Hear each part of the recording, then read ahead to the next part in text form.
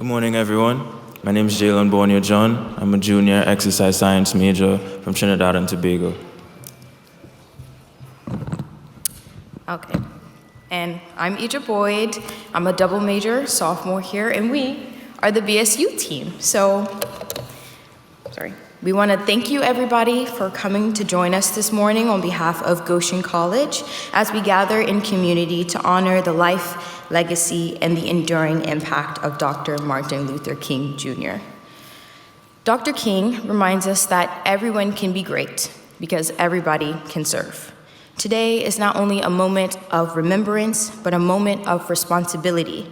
MLK Day calls us to reflect on not just the words we quote or the speeches we admire, but on the work we are willing to continue. It invites us to ask how we show up for one another, how we challenge injustice when we see it, and how we build communities rooted in dignity, equity, and care. For Black people, this day holds deep significance. Dr. King's legacy is inseparable from the lived experience of Black communities past and present, and from the ongoing pursuit of justice in educational spaces like this one. Dr. King's legacy also reaches beyond Black communities. It impacts marginalized and underrepresented populations across the globe. As a campus community, we gather today not because the work is finished, but because it continues. We gather because the fight for racial justice, access, belonging, and opportunity is not confined in our history books. It is alive in our classrooms, our policies, our conversations, and our choices.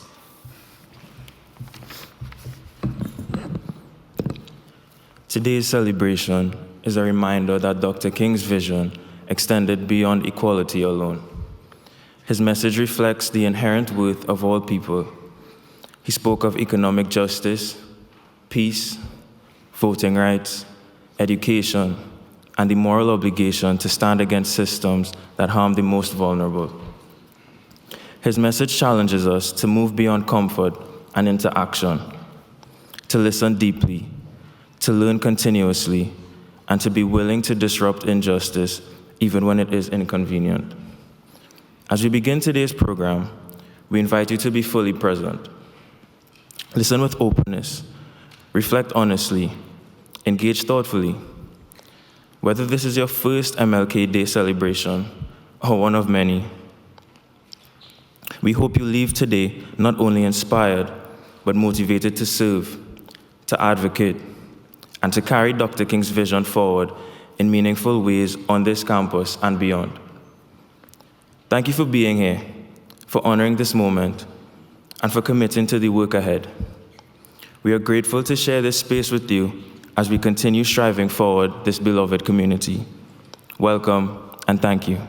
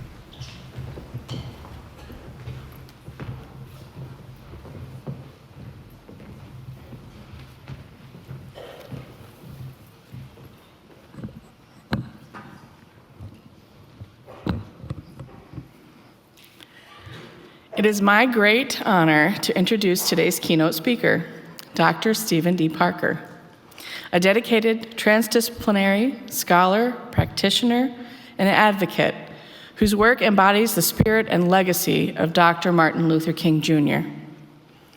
Dr. Parker is devoted to supporting underrepresented, underserved, and marginalized communities across the nation. His work includes critical strategies that address systemic disparities and reconstruct systems to omit oppression. He is a man of many strengths: a psychotherapist, social worker, educator, speaker, and abolitionist whose career has centered on advancing diversity, equity, inclusion, anti-racism, and social and racial justice. Dr. Parker works with individuals and communities to promote holistic well-being and dignity. His leadership roles in post-secondary education and beyond have centered strategic initiatives that honor the inherent worth of all people and foster belonging and justice in every context. We are truly privileged to hear from an individual whose work reflects the call to make good trouble by recognizing injustice, rejuvenating our communities, and redeeming our shared humanity. Please join me in welcoming Dr. Stephen D. Parker.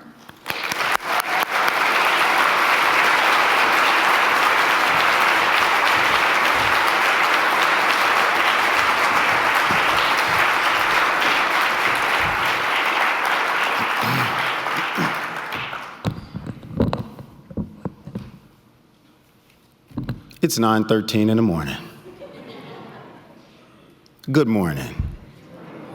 Y'all got to do better than the choir. Good morning. That's what I'm talking about. This morning, y'all, we are going to humanize one another. Y'all heard me? We're going to humanize one another today. Okay? Now, what that means is y'all gonna get activated with me, because for us to even engage in the conversation that we have today, to get in good trouble, as the late John Lewis said, I need y'all to be active. Y'all with me? Now, I have sat through a lot of Dr. King speeches in my life, and I would leave rejuvenated for that day.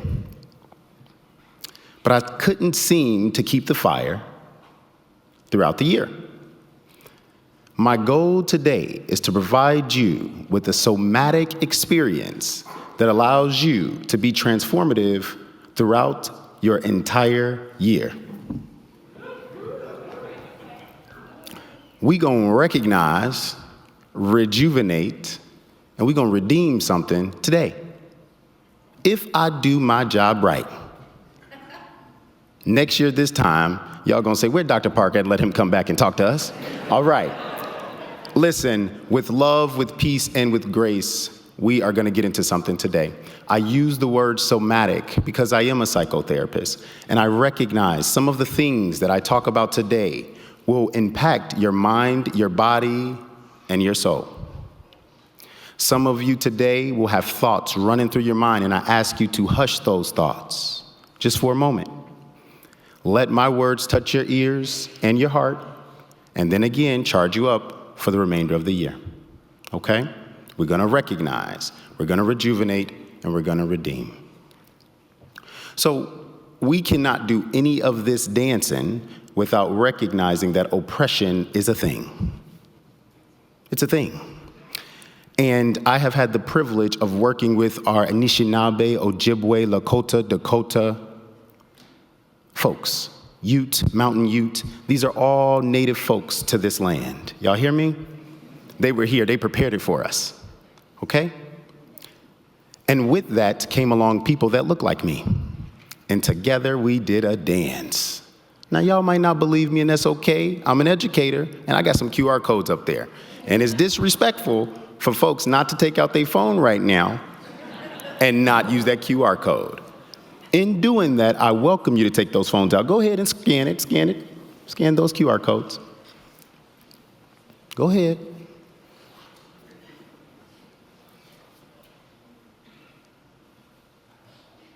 Take a moment. Oftentimes we fail to realize that the black bodies that are on this land that helped our native folks prepare this land, right? For generations, we worked in unison. Today, we identify ourselves sometimes as separate, but those QR codes that help y'all be educated a little bit let you remember that we were once and still in partnership with our native folks and our black bodies to transform the United States of America and the world beyond. Let's take a moment to reflect on the land, life, and labor of our black brothers and sisters, non-binary folks, as well as our American Indian siblings. Just for a moment. Land, life, and labor.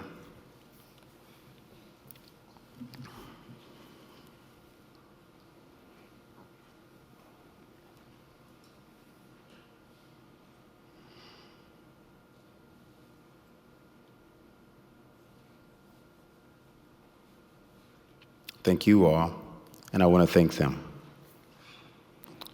All right, y'all. So we here for Dr. King.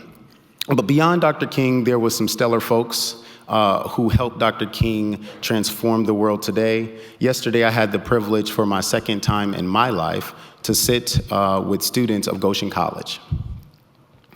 And I was blessed to have one of those young folks tell me something that kept me thinking throughout the night.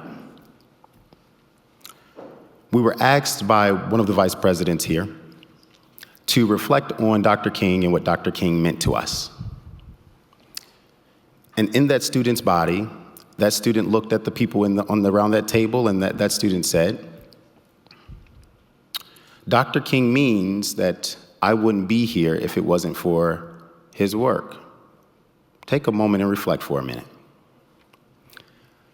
That person in their black and white body said that they wouldn't be here if it were not for Dr. King's work. That took me to a somatic reality. A person that I grew to know yesterday while eating some fabulous chicken and some jollof rice. Thank you, Director Hartshorn. I learned that I would not have known that person if it wasn't for Dr. King. Just take a moment and reflect. Humanize ourselves for a moment. Dr. King's work spans beyond our biology, our psychology, our sociology, and our cultures. That student proved that point because their mom and their father came together with different identities that our world said couldn't align. And it produced a time clock. And that time clock blessed me yesterday. And so y'all know I had to prepare a keynote just for Goshen College. Dr. King's dad once said, we must use time creatively in the knowledge that the time is always ripe to do right.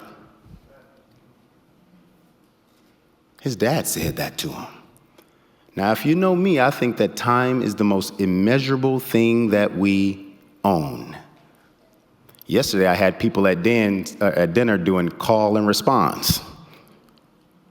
Because time is the thing that we need to hate our enemies, to love our friends and our neighbors, to learn, to be, and to exist. Dr. King knew that, and his father knew that as well. Let this from Dr. King's father permeate through your minds and into your bodies on this day.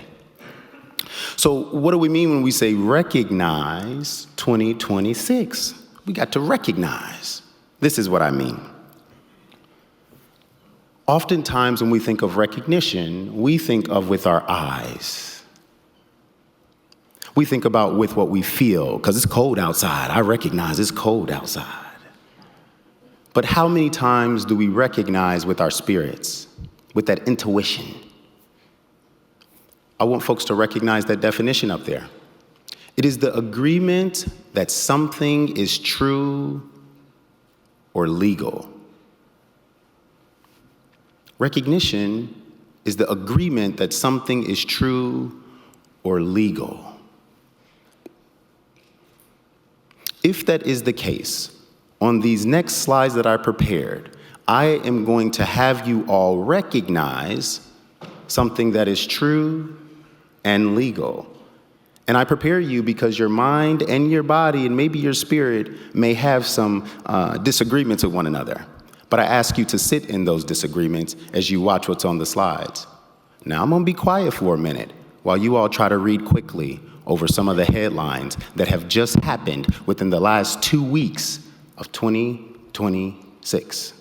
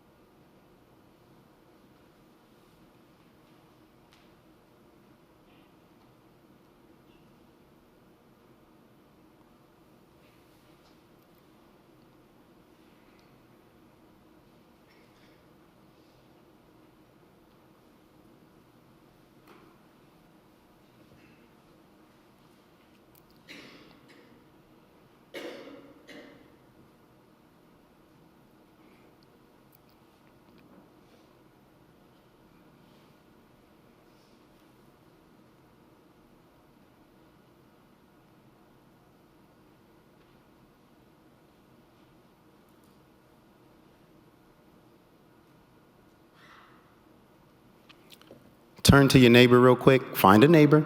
Come on, find a neighbor. Repeat after me. I'm tired. Repeat after me again to that neighbor. I'm exhausted. Find another neighbor. Go ahead, find another one. Say, I am overwhelmed. Okay, sit on down, y'all recognize. Sit on down now, y'all sound like the choir. Okay? Who was overwhelmed? Raise your hand. You were overwhelmed? That's a lot of stuff.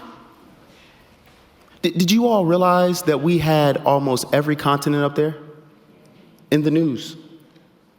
In the news. And the land that Dr. King came from was centered in most of that.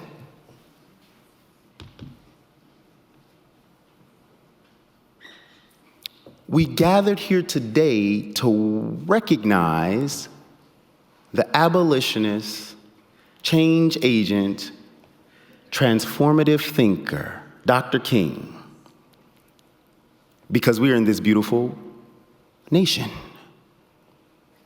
And yet, the news from around the world, that wasn't just Fox and CNN. Y'all saw some other stuff that y'all never recognized before. That's around the world news, top news.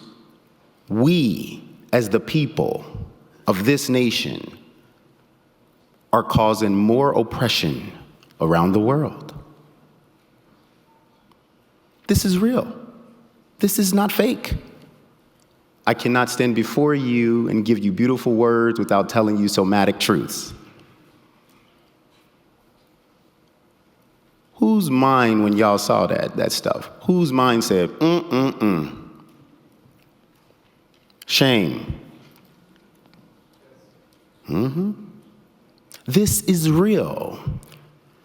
When I was growing up in the north side of Chicago, I was taught that I needed to somber my tears, keep my chin up, be strong, I'm the man of the house. All of these techniques of coping, right, oppress my reality. My somatic, meaning my mind, body, and soul connection, it suppressed that. Today, we don't want to suppress that. We want to recognize what the world may see us as people die in the name of the U.S. and by way, the name of Dr. King, the person that we say we are honoring today. Now, we'll be clear. I disagree with every word that I just said. Let me tell you why. Because I'm an abolitionist. I'm a change agent. I am not what the world believes us to be. I aim for change. The work that I do in my singular body changes the world. And all of you have the ability to do the same. And that brings us to, say that word up there, together, rejuvenate. Y'all with me? We can be tired, overwhelmed, exhausted, disgusted, etc. with how the world is going. But that in itself is not us. So we will learn today, what does it mean to rejuvenate? Rejuvenation is the act of making something new and fresh or restoring it to a former, better state. I'm trying to get to the better state, y'all. Because the state we in right now, I'm tired. I'm exhausted. The rejuvenation, you all, can come in unity, as Dr. King would say. We stand together as one, but it's the pieces of each of us that will allow us to be rejuvenated. Let me go further. That was, up there. Let's bring it down. Turn to your neighbor. Put your hand out. Come on now. Go ahead. Just one neighbor, not multiple. Come on, this ain't no circle. Just one neighbor. Put your hand out. Hold on to a neighbor's hand. To your neighbor, I ask you to close your eyes. Each of you, take a soft squeeze. Squeeze that hand for a minute and relax. And again, squeeze that hand and relax. Now, when you open your eyes, I am going to ask each neighbor to articulate to the other, what did you feel? What did you feel? If you don't know what you felt, I'm asking you to articulate, what did you think? Now, don't add me in there and say, Dr. Parker, crazy. Don't you do that. I want you to think about what you felt and what you thought when you held someone else's hand and they used their bodies to squeeze your hand. Go. What did you feel?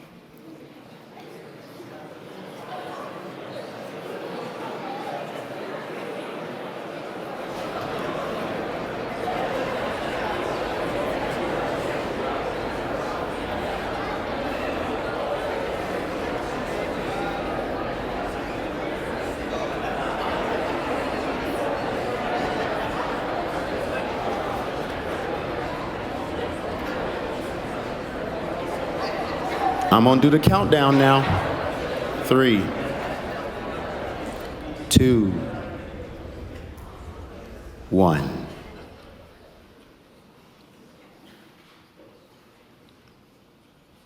Who felt somebody squeeze? Who talked about thoughts? Who talked about thoughts in here? Good job. You use the most immeasurable thing on this day, your time, to come here, be in fellowship with someone, touch them. And I remember a song, it went something like, reach out and touch. Y'all know what I'm talking about. You did that, and then that song follows up and says, make this world if what? Wow.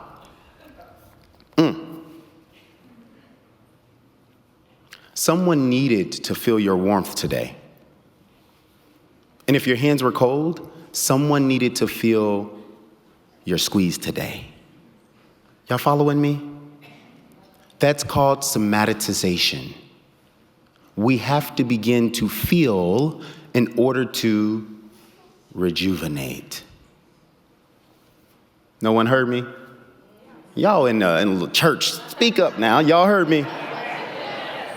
We have to begin to feel in order to, because we are tired, we are exhausted, we are overwhelmed. That's the consensus in this room, right? So we have to start feeling. We don't run from that stuff. Listen, y'all know I like to talk about myself a little bit. Here we go. I was a college athlete. Anybody like running in here? You run a little bit, yeah. Anybody like running fast? Okay, any 400 runners in here? Oh yeah, okay. Anybody know about Butt Lock Monday? Tuesday, Wednesday, Thursday, Friday? Yes, see, I got somebody back there in the room. See, when you run track and field, you run around an oval. For what reason, who knows? Right? And as you're running, that first rep that you do, you get a little tight. But you put your hands above your head, and you listen to your coach, and you breathe in, and you breathe out. And then you get on the line for that second rep.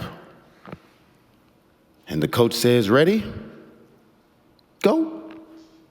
And you run. And that one's not as fun. Right? But it's okay. The body is loose, the blood is moving, the joints are loose. And then you're done. You put your hands above your head. Some of us put our hands on our knees. Some people let up what they ate that morning. Right? Coach is talking, but we're not listening. See, that part of somatization of listening, hearing, is turned off. The body is under such distress. You're feeling now our body, but we still got one more rep. So you get on that line, and the coach says, ready? Go. And you run again around that oval. And you come to that finish line. And then you hit the ground. You just hit the ground. Just bow, just hit the ground. Because your body is extremely exhausted. What athletes fail to realize is you are now in rejuvenation. You see, you did something good for your body, right? It hurt a little bit. Your whole system was under a good distress. But now you're able to rejuvenate. The way I see it is in the United States of America and globally, because it appears that when we move, the world moves. We are under some type of distress. Yeah, some type of distress. And we need to figure out how to rejuvenate. Someone in here today held someone else's hand. They made their world a better place. Now just imagine if each of us held somebody's hand, figuratively and literally, to make this world a better place. We have things that we can do. So I'm going to ask a big question. And I want you to take that question and sit in that question. Don't answer it out loud now. How many of you in today's world, regarding what's going on, feel helpless? Big breath.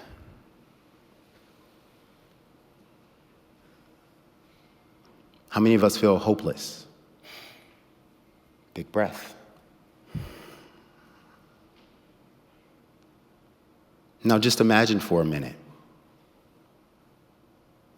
if you have children, students, moms, dads, grandmas, grandpas, chosen family, etc. Imagine they came to you and they told you, I feel helpless or hopeless. Are you just gonna sit there? Who's gonna just sit there? Raise your hand, you don't sit there. I'm not sitting there. If anything, I am going to do my best to recognize and rejuvenate them, but I also need to figure out how to redeem them.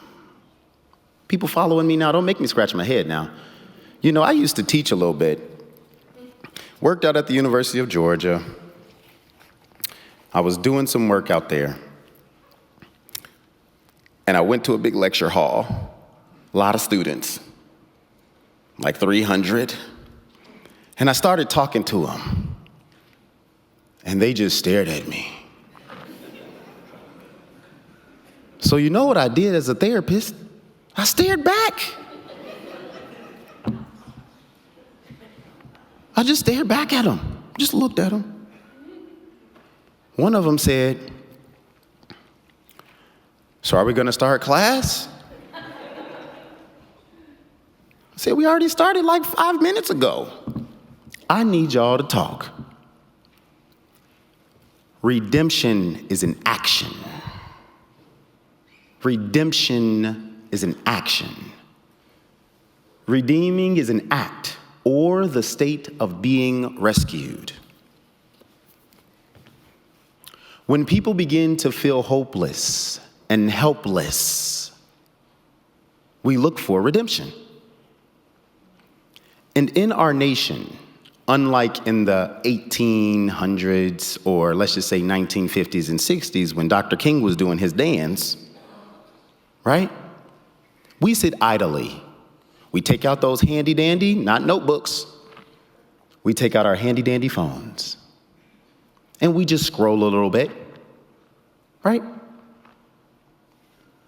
We then become exhausted. We become feeling hopeless and helpless, and we don't understand how to redeem. But the act or state of being rescued is a thing. And what I have found is that sometimes we sit around, y'all, and we look at that Instagram and that old Twitter that's called X now and the Facebook and the other stuff, and we say, man, this is horrible. What that also insinuates is that we are waiting to be rescued. Now, y'all ain't gonna bore me today. Somebody say redeem. Redeem. Somebody say rescued. Rescued. Anybody in here looking to be rescued from what we're going through today? Yeah. People willing to do something to be rescued today? Okay. That means that we have change agents among us. And I'm a happy camper today. You see, people ask me, they come into lectures, they come into keynotes, they come into trainings and workshops, and they say, well, Dr. Parker, what can I do? I feel helpless, I feel hopeless. I say, do you have a phone? They say, yes. I say, that is an opportunity to redeem. You all, I know that not everybody wants to get up in front of people and talk or train or lecture, but you have a powerful tool in your hand. That tool can lead you to redemption. It can lead you to fulfillment. It can lead you to less exhaustion, as it also adds to your exhaustion. I say that because there's a baseline. There's a flat line. There's a step one to this redemption thing that we have to get through. After we get through recognizing and rejuvenating, we have to do something about it.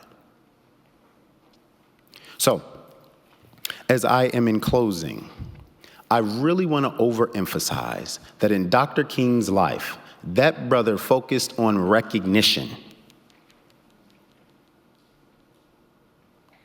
He was never able to get to rejuvenation. And thus, we are a product of his redemption. Y'all follow me? Now, I saw some heads nod over there in the back. That sister said, the redemption matters, you all. We are in that step in our lives of how do we redeem. And unfortunately and fortunately, there is no one to redeem us, to rescue us. It is us that must do this. But we cannot do it without recognizing what's going on around us in today's world in connection with Dr. King. From that, finding ways to rejuvenate, somebody was rejuvenated today.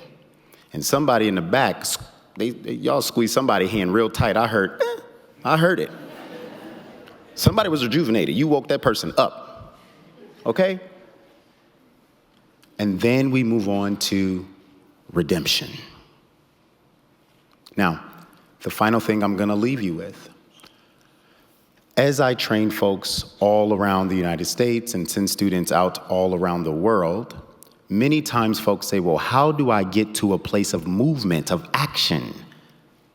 This is where I give you your homework. Y'all ready?